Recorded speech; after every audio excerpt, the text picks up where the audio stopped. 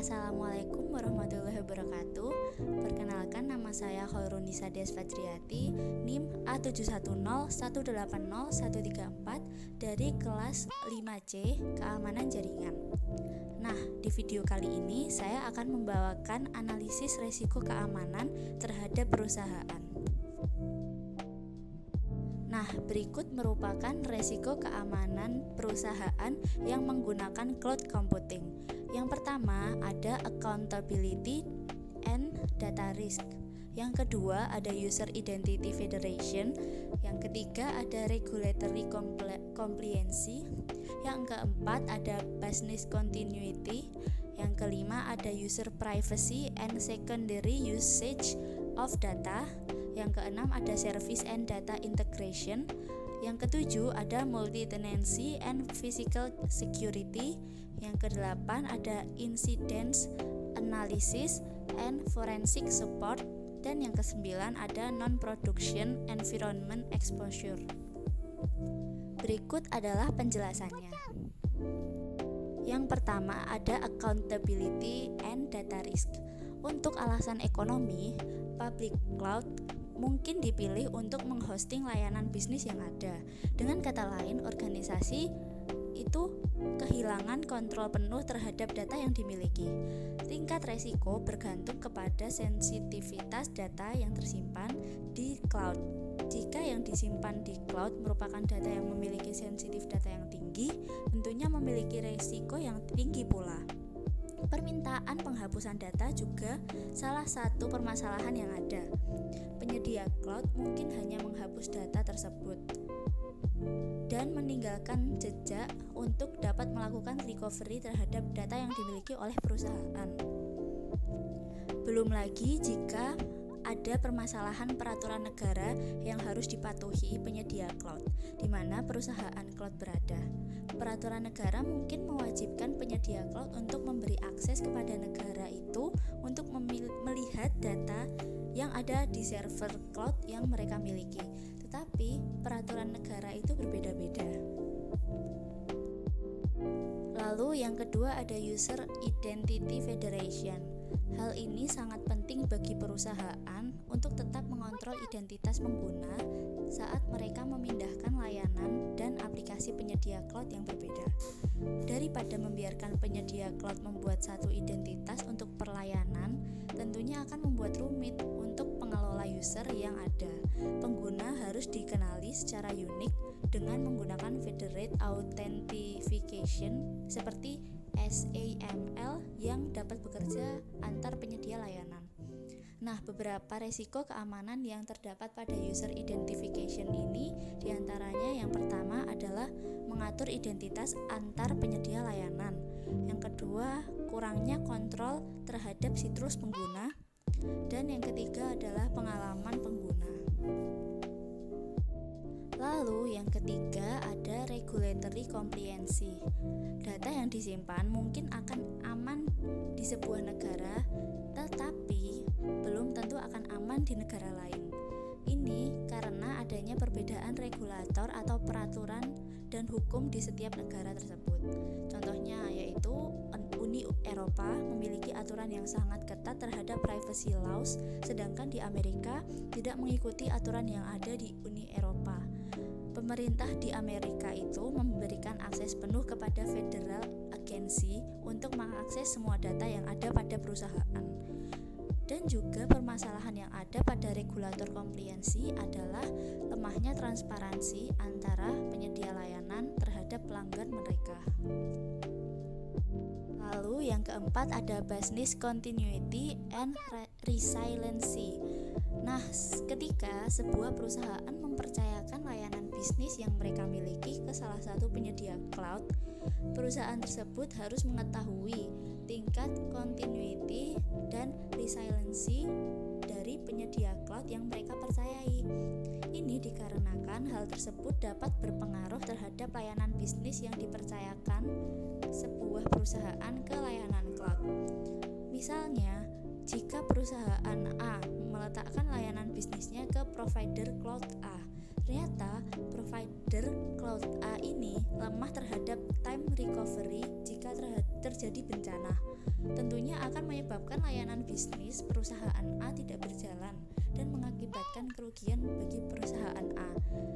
Data dari perusahaan A dapat hilang karena layanan cloud A tersebut tidak memiliki time recovery yang bagus.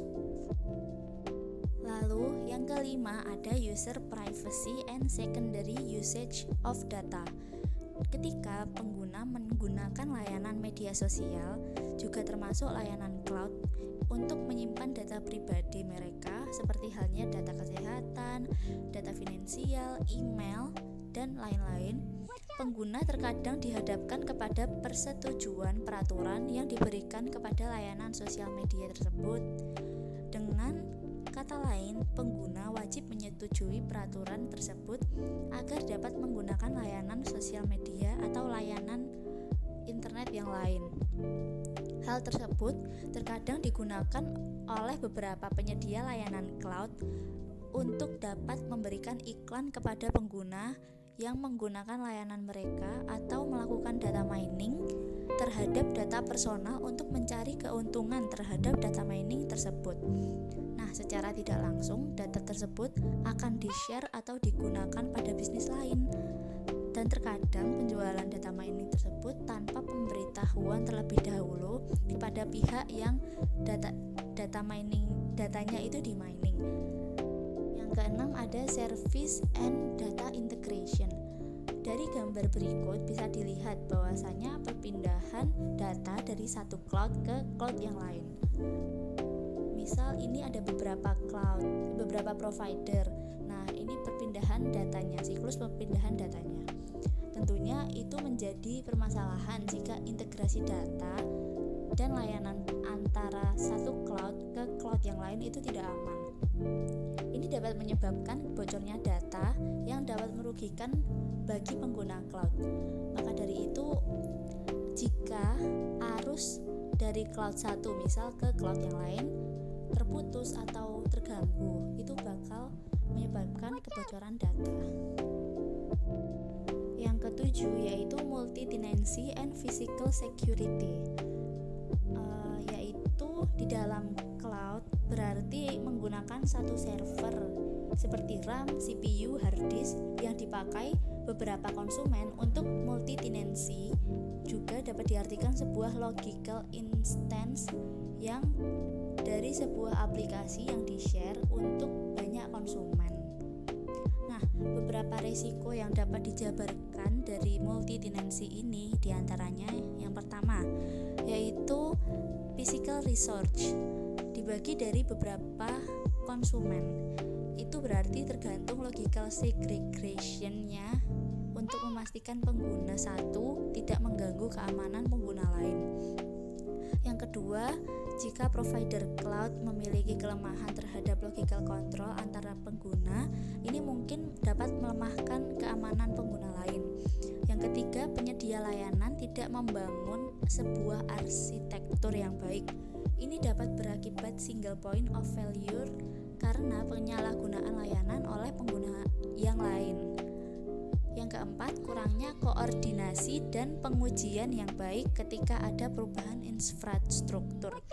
Yang kelima, untuk mengurangi cost dari penyedia layanan mungkin men-store data beberapa pengguna dan berakibat sebuah permasalahan sendiri jika ada data distraction.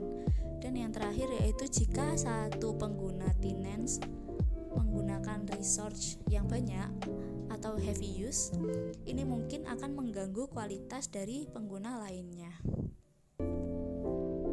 Dan yang kedelapan yaitu incident analysis and forensic support.